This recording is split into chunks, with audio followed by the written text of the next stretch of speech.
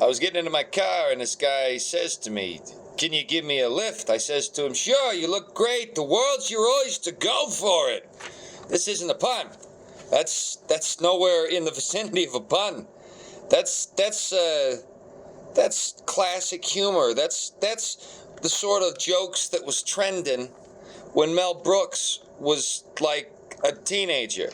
And nothing against that. I actually kind of like that. But this is like, it's a pun calendar. Oh, it ought to be easy to come up with 365 puns.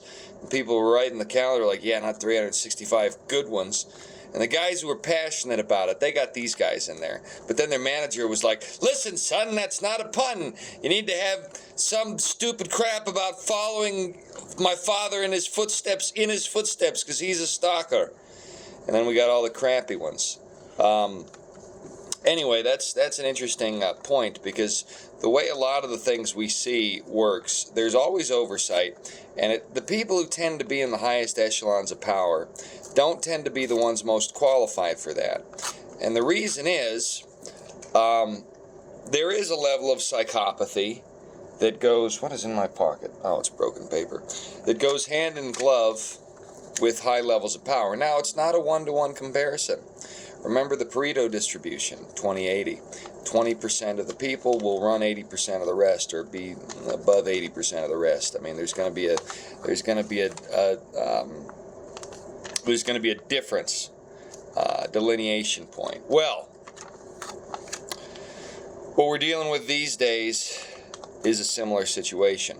A lot of the people who rise to power get there not necessarily but because they deserve the power, but because they want the power, and the power for them is an end in and of itself. So for an artist, the end in and of itself might be completing the painting or finishing the song. On my channel, I have many songs.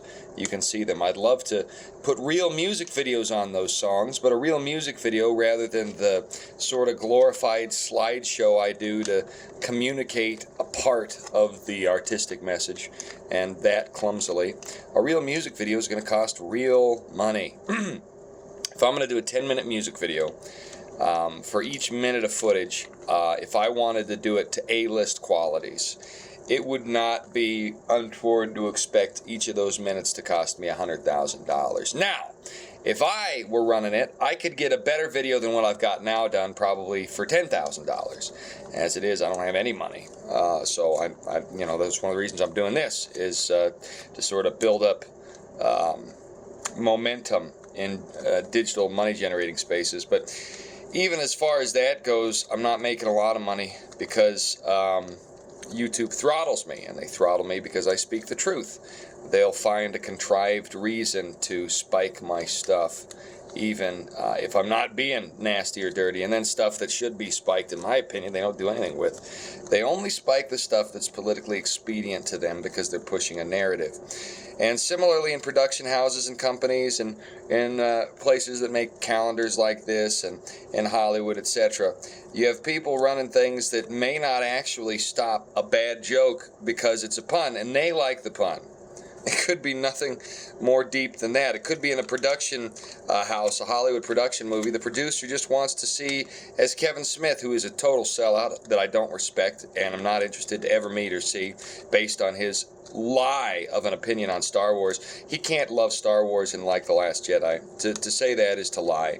And any of you who like The Last Jedi, you never liked Star Wars. You're a sheep that consumes product and buys more product, as the saying goes. Because that movie was trash, and it was designed to be a middle finger to you, and if you can't see that, you're an idiot. You're a complete idiot, and you need to reevaluate who you are, because you are not an individual who thinks for themselves. You are a consumer who follows the dictates of consumption, because that's how you've been brainwashed, and you can't think beyond that. But I would never trust Kevin Smith. Point being, though, he pointed out something very interesting when he was trying to make Superman, before he sold out and became irrelevant, and realized that if he didn't sell out, nobody would ever hear his name again, because he had peaked out and nobody cared. He was talking about this producer that wanted to have this giant ice spider that Superman was fighting. And the producer was an idiot, and it didn't fit with the lore of Superman, but the producer had money, and this was a vision he wanted to see on the scene. And sure enough, in Wild Wild West, eventually they got that giant, stupid spider. Now, a big spider's not necessarily a bad idea, but the idea of the spider had nothing to do with Superman or Wild Wild West. It was this producer's baby.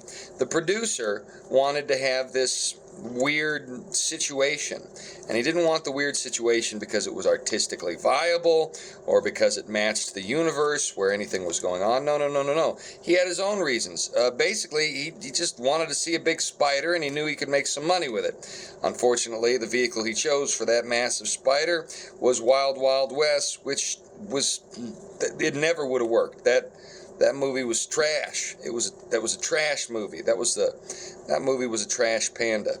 Anyway, so eventually that stupid movie with the giant spider got made.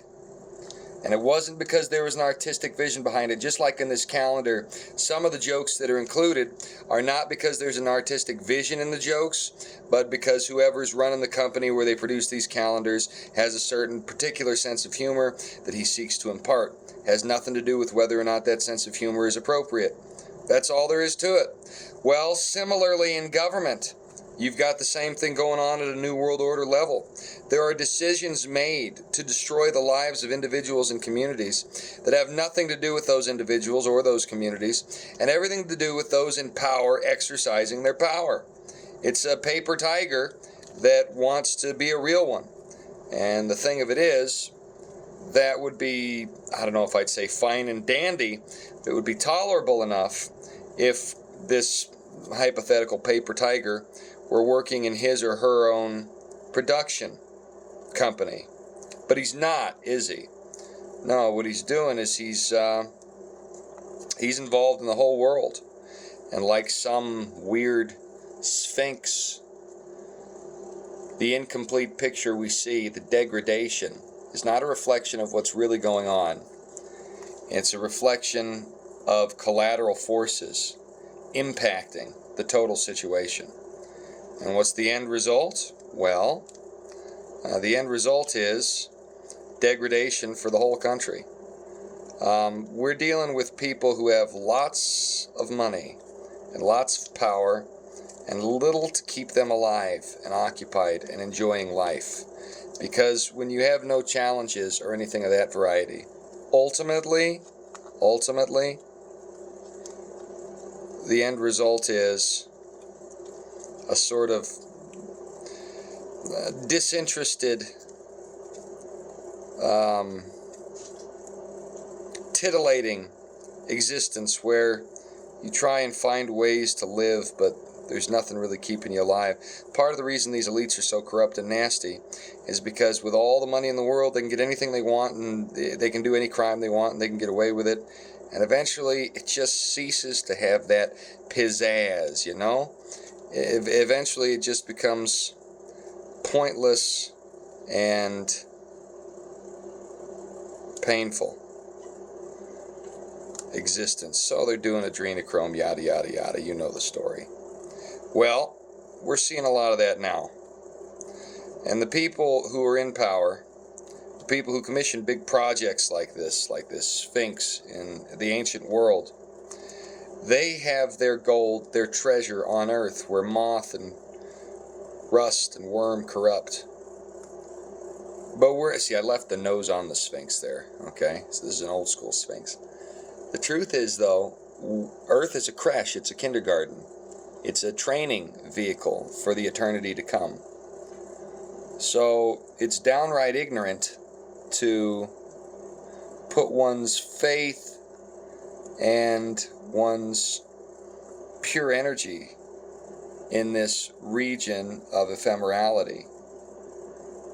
We are made for something much greater. We really are. We're made for an eternal destiny. And when we realize that and lean into that, we become who we're meant to be, and life takes on purpose, even if you have no money. But when we don't know that, then all the money in the world makes us, well, more depressed. So the global elitists, part of the reason they pull the shenanigans they do is because they've cheated. and they've made it to the top of life, and now the game has no meaning, and they're noseless. Their nose has been cut off to spite their face. Alright, well, there's my nosy Sphinx.